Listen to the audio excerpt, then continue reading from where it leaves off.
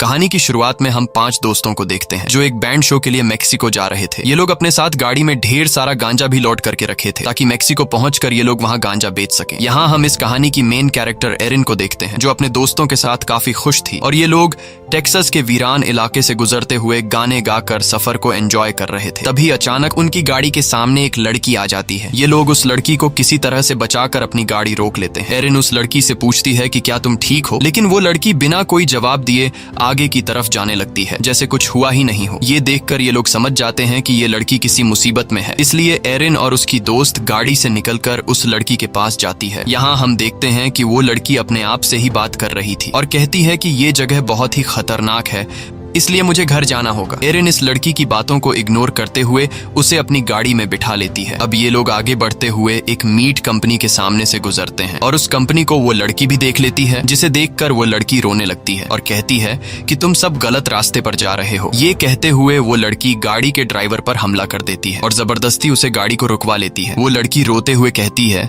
कि वो बहुत ही बुरा इंसान है, उसने सभी को मार डाला और वो आदमी तुम्हें भी नहीं छोड़ेगा, तुम सभी के सभी यहाँ पर मरने वाले हो। ये कहते हुए वो अपने मुंह में गन को रखकर खुद को शूट कर लेती है। यह देखकर गाड़ी में मौजूद सभी लोग काफी डर जाते हैं और तुरंत गाड़ी से बाहर निकल आते हैं। अब उन्हें कुछ भी समझ नहीं आ रहा था कि इस डेड बॉडी का क्या किया जाए। ये लोग पुलिस को भी इस डेड बॉडी की इंफॉर्मेशन नहीं दे सकते थे क्योंकि उनकी गाड़ी में ढेर सारा गांजा रखा गया था और अगर पुलिस को वो गांजा मिल जाता तो पुलिस इन्हें अरेस्ट कर लेती। अब काफी टाइम सोचने के बाद ये लोग फैसला कर लेते हैं कि हम इस डेड बॉडी के बारे में पुलिस को इंफॉर्मेशन देंगे। इसके बाद कैंपर नाम का एक लड़का गाड़ी में रखा गया सारा गांजा एक जगह में छुपा लेता है और ये लोग डेड बॉडी को लेकर पुलिस स्टेशन की तरफ जाने लगते हैं। लेकिन उन्हें क्या पता था कि उस लड़की की डेड बॉडी को पुलिस के पास ले जाने का फैसला इनकी लाइफ की सबसे बड़ी गलती साबित होने वाली थी। कुछ दूर आगे आने के बाद जब उन्हें पुलिस स्टेशन नहीं मिलता तब ये लोग एक फूड स्टोर के पास अपनी गाड़ी रोकते हैं और अंदर जाकर ये लोग स्टोर की ओनर को सारी बात बता देते हैं। इनकी पूरी बात सुनने के बाद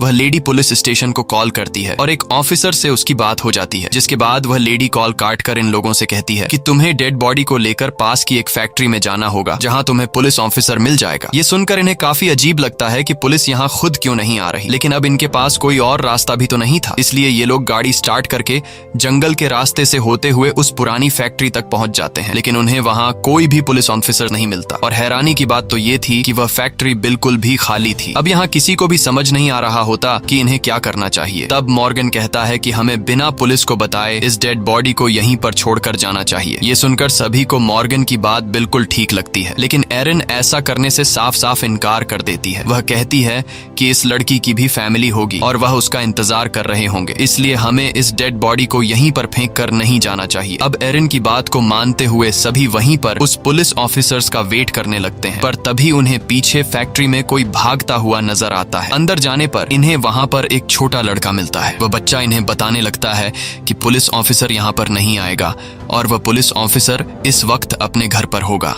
अब ये लोग इस बच्चे से पुलिस ऑफिसर का एड्रेस लेने के बाद एरिन और कैंपर पुलिस ऑफिसर के घर की तरफ निकल लेते हैं, जबकि बाकी 3 साथी वहीं पुरानी फैक्ट्री के पास उनका इंतजार करने लगते हैं। कुछ दूर पैदल जाने के बाद उन्हें घर मिल तो जाता है, लेकिन दरवाजे से झांकने पर उन्हें अंदर कोई भी दिखाई नहीं देता, जिससे ये लोग समझ जाते हैं कि यहाँ कोई भी नहीं रहता। अब ये लोग जैसे ही यहाँ से जाने वाले होते हैं तभी व्हील चेयर पर एक बूढ़ा आदमी बाहर आता है जिसकी दोनों टांगे कटी हुई थी। वो लंगड़ा आदमी उनसे कहता है कि ये पुलिस ऑफिसर का घर नहीं है, लेकिन मैं तुम्हारी हेल्प करते हुए उस पुलिस ऑफिसर को कॉल कर सकता हूँ, पर तुम दोनों में से एक ही बंदा अंदर आकर पुलिस को कॉल कर सकता है। ये सुनकर उन्हें अजीब तो लगता है, लेकिन फिर ये सोचते हैं कि ये लंगड़ा क्या ही कर लेगा, इसलिए कैंपर खुद बाहर रहकर एरिन को घर के अंदर भेज देता है। अंदर आकर एरिन फोन पर पुलिस से बात करती है और पुलिस वाले को सब कुछ बता देती है। तब पुलिस ऑफिसर एरिन से कहता है कि तुम परेशान मत हो, तुम मेरा इंतजार करो, मैं आधे घंटे में पहुंचने वाला हूँ। ये कहकर पुलिस ऑफिसर कॉल काट देता है। अब एरिन जैसे ही घर से बाहर निकलने लगती है तभी वो लंगड़ा आदमी एरिन को अपनी हेल्प के लिए बुलाता है। एरिन देखती है कि वो लंगड़ा आदमी वॉशरूम में गिर गया है, इसलिए एरिन उस लंगड़े आदमी की हेल्प करती है। दरअसल वो लंगड़ा आदमी फिजूल में एरिन का टाइम वेस्ट कर रहा था। और जब एरिन उस लंगड़े आदमी की हेल्प कर रही होती है तभी हम देखते हैं कि एरिन के पीछे से एक आदमी गुजरता है। ये देखकर हमें पता चलता है कि इस घर में ये लंगड़ा आदमी अकेला नहीं रहता बल्कि इसके साथ और कोई भी रहता है। वहीं बाहर कैंपर एरिन का इंतजार कर रहा होता है और एरिन को अंदर गए हुए काफी देर हो चुकी थी। कैंपर परेशान होने लगता है कि कहीं उस लंगड़े आदमी ने एरिन को कुछ कर न दिया हो, इसीलिए वह भी घर के अंदर आ जाता है और एरिन को ढूंढने लगता है। जब वह एक कमरे का दरवाजा खोलकर अंदर देखता है तभी पीछे से एक लंबा चौड़ा आदमी एक हथौड़े से कैंपर के सिर पर जोर से वार करता है, जिससे कैंपर की वहीं पर मौत हो जाती है और वह आदमी कैंपर की बॉडी को घसीटते हुए एक कमरे में लेकर जाता है। वहीं एरिन जब घर से बाहर आती है तो वह देखती है कि कैंपर यहाँ नहीं है। एरिन को लगा कि शायद कैंपर वापस उस पुरानी फैक्ट्री में अपने दोस्तों के पास चला गया है, इसीलिए वह भी फैक्ट्री की तरफ जाने लगती है। लेकिन फैक्ट्री के पास पहुंचकर वह देखती है कि कैंपर जो उसके साथ गया था वह तो यहाँ पर भी नहीं है। अब एरिन को कैंपर की फिक्र होने लगती है। इसके बाद सभी फ्रेंड्स उसे ढूंढने लगते हैं और ये लोग एक ऐसी जगह पर पहुंच जाते हैं जहाँ पर ढेर सारी लावारिस गाड़ियां खड़ी थीं, लेकिन इन्हें कैंपर यहाँ भी नहीं मिलता। अब ये लोग समझ जाते हैं कि कैंपर उसी घर के आसपास है, इसीलिए ये सभी फिर से उस घर के पास जाते हैं। एरिन देखती है कि वह बूढ़ा आदमी घर के बाहर ही बैठा हुआ है। अब यहाँ एरिन उस बूढ़े आदमी का बातों में उसका ध्यान भटकाती है और मौका मिलते ही एरिन का दोस्त एंडी घर के अंदर चला जाता है। अंदर आकर वह अपने दोस्त को ढूंढने लगता है, लेकिन अंदर उसे कैंपर कहीं पर भी नहीं मिलता। और जब वह किचन में आता है तो वह देखता है कि यहाँ हर तरफ स्किन के टुकड़े लटके हुए हैं। यह देखकर एंडी बहुत ज्यादा घबरा जाता है। अब यहाँ घर की ओर जांच पड़ताल करते हुए एंडी गलती से एक बॉक्स नीचे गिरा देता है, जिसकी आवाज सुनकर एरिन दौड़ते हुए घर के अंदर आ जाती है और वह लंगड़ा आदमी भी एरिन के पीछे अंदर आ जाता है। वह लंगड़ा आदमी जब एरिन के साथ एंडी को देखता है तो उसे काफी गुस्सा आ जाता है। वह समझ जाता है कि एरिन ने मुझे बातों में उलझाकर अपने दोस्त को चुपके से घर के अंदर भेजा। वह लंगड़ा आदमी अपने डंडे को फ्लोर पर मारते हुए कहता है, come on boy bring it. ये सुनते ही लेदर फेस एक चेनसॉ लेकर वहाँ पर आ जाता है, जिसे देखकर ये दोनों वहाँ से भागने लगते हैं। अब यहाँ एरिन तो किसी तरह करके बचकर भागने में कामयाब हो जाती है, लेकिन लेदर फेस एंडी को पकड़ लेता है और वो एंडी का एक पैर काट लेता है। इसके बाद लेदर फेस एंडी को उठाकर नीचे बेसमेंट में ले जाता है, जहां वो उसे एक मीट हुक पर लटका देता है। लटकाने के बाद वो उसके कटे हुए पैर पर नमक डालने लगता है और फिर उसके कटे हुए पैर पर पेपर लपेट देता है ताकि उसे ज्यादा दर्द महसूस हो। यहाँ पर हम देखते हैं कि लेदर फेस कैंपर के चेहरे की खाल उतार देता है और उसका अपने लिए एक फेस मास्क बना लेता है। इसके बाद वो अपना पुराना मास्क उतारता है, तब हम उसके असली चेहरे को देखते हैं जो देखने में काफी ज्यादा डरावना लग रहा था। वहीं दूसरी तरफ एरिन फैक्ट्री पहुंचकर अपनी गाड़ी को स्टार्ट करने की कोशिश करती है, लेकिन गाड़ी स्टार्ट नहीं हो रही थी। तभी वहां पर वो पुलिस ऑफिसर भी आ जाता है जिसे एरिन ने कॉल किया था। पुलिस को देखकर ये सभी काफी खुश हो जाते हैं और सुकून की सांस लेने लगते हैं। ये लोग उस पुलिस ऑफिसर को पूरी बात समझा देते हैं कि यहाँ एक बहुत ही खतरनाक आदमी रहता है जो सभी लोगों को मार रहा है। पुलिस ऑफिसर कहता है कि मैं पिछले कई सालों से यहाँ पर ड्यूटी दे रहा हूँ, लेकिन मुझे तो कोई ऐसा आदमी नहीं दिखाई दिया। अब यहाँ अचानक उस पुलिस ऑफिसर की इनकी गाड़ी में ड्रग्स पर नजर पड़ती है, जिसे देखकर पुलिस ऑफिसर काफी ज्यादा गुस्सा हो जाता है और वो उन तीनों को गाड़ी से बाहर निकालकर जमीन पर लिटा देता है और उनके सिर के पास गोली चलाकर कहता है कि नशे की हालत में तुम लोगों ने ही उस लड़की को मार डाला है। अब ये लोग जब नहीं मानते तब पुलिस ऑफिसर मॉर्गन को अपने साथ गाड़ी के अंदर ले जाता है और उससे कहने लगता है कि जैसे उस लड़की ने खुद को मारा था ठीक उसी तरह तुम करके मुझे दिखाओ। इसके बाद ऑफिसर मॉर्गन को गन देता है और वो उसे गन को अपने मुंह में रखने के लिए फोर्स करने लगता है। अब मॉर्गन जब अपने मुंह के अंदर वेपन रखता है तब वो ऑफिसर मॉर्गन से कहता है कि ट्रिगर प्रेस करो। ये सुनकर मॉर्गन काफी घबरा जाता है और वो गन सीधा उस पुलिस ऑफिसर पर तान देता है। मॉर्गन उस पुलिस ऑफिसर को मारने की कोशिश तो करता है, लेकिन बदकिस्मती से उस गन में बुलेट्स नहीं होती, क्योंकि पुलिस ऑफिसर पहले ही उस वेपन से बुलेट्स निकाल चुका होता है। यहाँ उस पुलिस ऑफिसर को मॉर्गन पर काफी गुस्सा आ जाता है और अब एक पुलिस ऑफिसर पर गोली चलाने के जुर्म में वो मॉर्गन को पकड़कर अपने साथ गाड़ी में पुलिस स्टेशन की तरफ ले जाने लगता है। काफी दूर आ जाने के बाद हम देखते हैं कि वो पुलिस ऑफिसर मॉर्गन को पुलिस स्टेशन ले जाने के बजाय लेदर फेस के घर पर ले आता है, जिससे हमें पता चलता है कि ये पुलिस ऑफिसर भी लेदर फेस से मिला हुआ है। यहाँ पर एरिन अपनी गाड़ी को स्टार्ट कर लेती है, लेकिन जब वो उसे ड्राइव करने लगती है तो उस गाड़ी के टायर्स निकल जाते हैं, यानी कि इन्हें फंसाने के लिए किसी ने उनकी गाड़ी के नट बोल्ट्स पहले से ही निकाल दिए थे। अब इससे पहले कि ये दोनों लड़कियां कुछ समझ पाती तभी लेदर फेस वहां पर अपना चेनसॉ लेकर आ जाता है और वो उनकी गाड़ी पर हमला कर देता है। अब यहाँ एरिन की फ्रेंड खुद को बचाने के लिए गाड़ी से निकलकर भागने लगती है, तब लेदर फेस भी उसका पीछा करने लग जाता है। एरिन की फ्रेंड अपने आप को बचाने की काफी कोशिश करती है, लेकिन लेदर फेस उसे अपने चेन सॉ से काट डालता है। एरन गाड़ी में बैठी हुई अपनी आंखों के सामने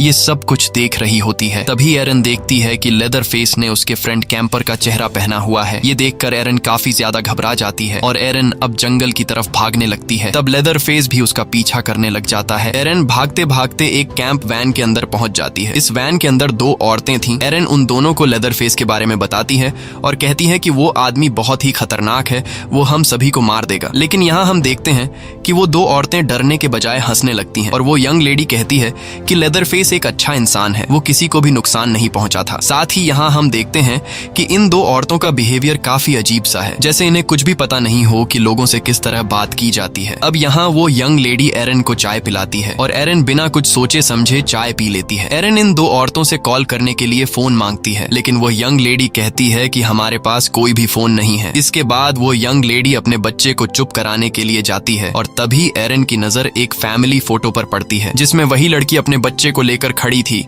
जो उन्हें रोड के बीच में मिली थी। लेकिन परेशान करने वाली बात यह थी कि फोटो में उस लड़की के पास जो बच्चा था वो अब उस यंग लेडी के पास था। ये सब देखकर एरन समझ जाती है कि वो भी अब यहाँ फंस चुकी है। तभी यहाँ इन लोगों का फोन बजने लगता है। एरन जब उस रूम में जाती है तो वो देखती है कि वो यंग लेडी फोन पर किसी से बात कर रही है और कुछ देर पहले जब एरन ने उस यंग लेडी से फोन मांगा था तब उस यंग लेडी ने कहा था कि हमारे पास फोन नहीं है। इस तरह से उनका एक और झूठ भी पकड़ा जाता है। एरन उस यंग लेडी पर चिल्लाती है कि यह बच्चा तुम्हारा नहीं है बल्कि तुमने इसे चुराया है। अब इससे पहले कि एरन कुछ कर पाती तभी वो नीचे गिरकर बेहोश हो जाती है। दरअसल कुछ देर पहले एरन ने जो चाय पी थी उस चाय में इन लोगों ने कुछ मिलाया हुआ था। यहाँ पर हमें पता चलता है कि वो दोनों औरतें लेदर फेस के साथ मिली हुई हैं। कुछ देर बाद जब एरन को होश आता है तो वो अपने आप को रस्सियों से बंधी हुई पाती है और इस फैमिली ने उसे चारों तरफ से घेरा हुआ था। यहाँ हम इस पूरी फैमिली को एक साथ देख पाते हैं। लेदर फेस की मदर, उसकी वाइफ, लेदर फेस का लंगड़ा भाई और उसका छोटा बेटा जेड को भी इन्होंने किसी दूसरी फैमिली से चुराया है। यहाँ लेदर फेस की मदर एरन को बताती है कि मेरे बेटे टॉम यानी कि लेदर फेस को स्किन की बीमारी थी जिसकी वजह से उसका फेस काफी खराब हो चुका था। बदसूरत चेहरा होने की वजह से लोग लेदर फेस का मजाक उड़ाया करते थे और इसी वजह से मेरा बेटा एक हत्यारा बना। अब हम लोगों से दूर इस जगह पर अकेले रहते हैं। कुछ देर बाद लेदर फेस आता है और वो एरन को उठाकर नीचे बेसमेंट में बंद कर देता है। बेसमेंट बहुत ही बुरी हालत में था जहां हर जगह इंसान के बॉडी पार्ट्स पड़े थे और तभी एरन को सामने हुक पर लटका हुआ एंडी मिलता है जो कि अभी भी जिंदा था। एरन एंडी को हुक से निकालने की कोशिश करती है लेकिन वो एंडी को हुक से निकालने के बजाय गलती से उस हुक को एंडी के और अंदर घुसा देती है। यहाँ एंडी कहता है कि मैं अब इस दर्द को और ज्यादा सह नहीं सकता, इसलिए तुम मुझे मार डालो। अब एरन ऐसा करना नहीं चाहती थी लेकिन जब वो एंडी को बहुत ज्यादा तकलीफ में देखती है तो वो एक चाकू उठाकर उसके पेट में घोंप देती है और उसे दर्द से हमेशा के लिए आजाद कर देती है। उस बेसमेंट में आगे जाने के बाद उसे एक बाथटब में मॉर्गन नजर आता है जो बुरी तरह से घायल था। मॉर्गन के पीछे एक होल था जिसका मतलब था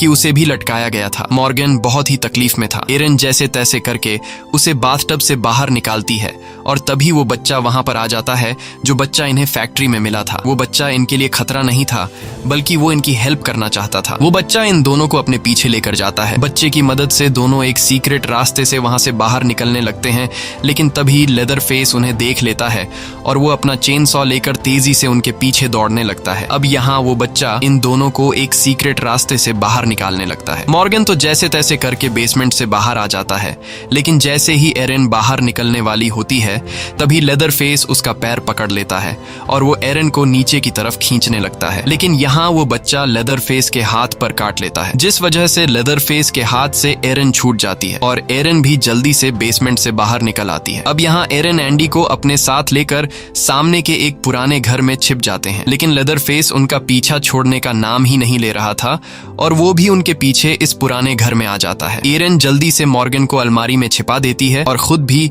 वो एक दूसरे रूम में जाकर छिप जाती है। यहाँ एरन बिल्कुल चुपचाप बैठ जाती है। अब लेदर फेस भी वहाँ पर आकर उन्हें ढूंढने लगता है। एरन जिस जगह पर छिपी हुई थी वहाँ पर काफी सारे चूहे होते हैं और वो चूहे आकर एरन के कपड़ों में घुसने लगते हैं। एरन जैसे तैसे करके अपने मुंह पर हाथ रखकर सांस रोक लेती है ताकि शोर ना हो लेकिन वो चूहे बहुत ज्यादा शोर कर रहे थे जिसकी आवाज लेदर फेस सुन लेता है और वो एरन की तरफ बढ़ने लगता है। कुछ देर बाद अचानक लेदर फेस के आने की आवाज बंद हो जाती है और वो दूसरी तरफ चला जाता है। एरन को लगा कि शायद उसकी जान बच गई लेकिन तभी पीछे से लेदर फेस हमला करके उसे पकड़ लेता है और उसे बाहर निकालकर जमीन पर पटक देता है। अब लेदर फेस चेन सॉ उठाकर एरन को मारने ही वाला था कि तभी एंडी लेदरफेस पर हमला कर देता है, जिस वजह से एरन को भागने का मौका मिल जाता है। लेकिन लेदरफेस मॉर्गन को पकड़ लेता है और उसे ऊपर लगे हुए हुक पर लटका देता है और चेन सॉ से उसके 2 टुकड़े कर देता है। ये देखकर एरन काफी ज्यादा डर जाती है और वहां से भागने लगती है। तब लेदरफेस भी उसका पीछा करने लग जाता है। एरन भागते भागते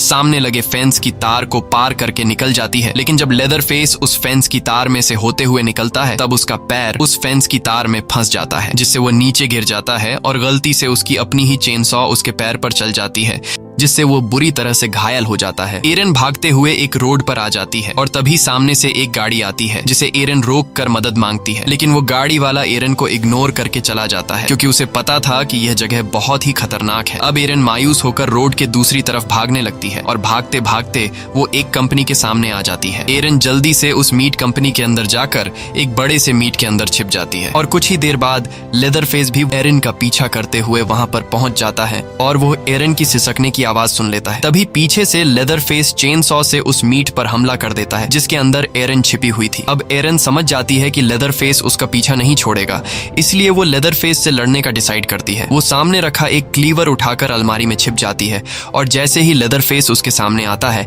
एरन उस क्लीवर से उस पर कई बार वार करती है, जिससे वो लेदरफेस का एक बाजू काट देती है। इससे लेदरफेस को बहुत ज्यादा दर्द होता है और वह वहीं पर गिर जाता है। एरन भागते हुए वहां से बाहर निकल जाती है और बाहर आकर एक ट्रक को रोकती है। ट्रक ड्राइवर एरन को मुसीबत में देखकर उसे अपनी ट्रक में बैठा लेता है। कुछ दूर आगे जाने के बाद एरन नोटिस करती है कि वो ट्रक ड्राइवर वापस गैस स्टेशन की तरफ जा रहा है, जहां लेदरफेस की फैमिली रहती है। अब एरन काफी मुश्किल से उस जगह से अपनी जान बचाकर आई थी, इसलिए वो दोबारा वहां नहीं जाना चाहती थी। यहाँ एरन ट्रक ड्राइवर से कहती है कि तुम गलत रास्ते पर जा रहे हो, लेकिन वो ट्रक ड्राइवर गाड़ी नहीं रोकता। दरअसल एरन के साथ बिल्कुल वैसा ही हो रहा था जैसा मूवी की स्टार्टिंग में उस लड़की के साथ हुआ था, लेकिन एरन में अभी हिम्मत बाकी थी। अब यहाँ एरन उस ट्रक को रोकने की कोशिश करती है, लेकिन अब काफी देर हो चुकी थी। वो ड्राइवर ट्रक को गैस स्टेशन पर पहुंचा देता है। यहाँ ट्रक ड्राइवर गाड़ी से उतरकर गैस स्टेशन की मालकिन के पास जाता है। तब एरन भी चुपके से गाड़ी से उतर जाती है और लेदरफेस की फैमिली के घर की पीछे वाली विंडो से अंदर देखने लगती है। अंदर उसे वो यंग लेडी दिखाई देती है जो एक बच्चे को संभाल रही थी और यह बच्चा उस लड़की का था जो कहानी की शुरुआत में मारी गई। तभी वो ट्रक ड्राइवर उन्हें बुलाता है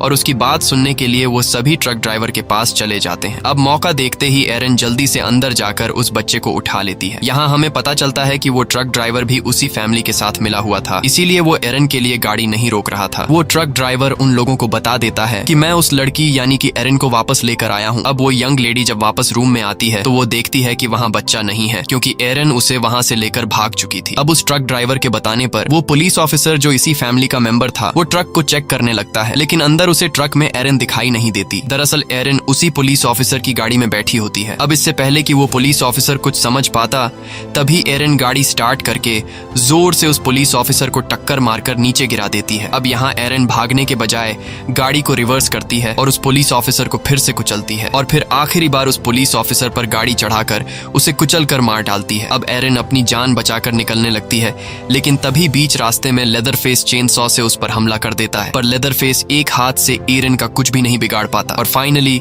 एरन अपनी जान बचाकर यहाँ से निकल जाती है। एरन यहाँ से अकेली नहीं जाती, बल्कि उस बच्चे की जान भी बचा लेती है। एरन को जाते हुए पीछे से लेदरफेस काफी गुस्से से देख रहा होता है। इसी के साथ यह कहानी खत्म हो जाती है। अगर आपको ये वीडियो अच्छी लगी हो तो हमारे चैनल को सब्सक्राइब और वीडियो को लाइक जरूर कीजिए, और अगर आपको इस मूवी का सेकंड पार्ट देखना है तो कमेंट में पार्ट 2 लिखिए।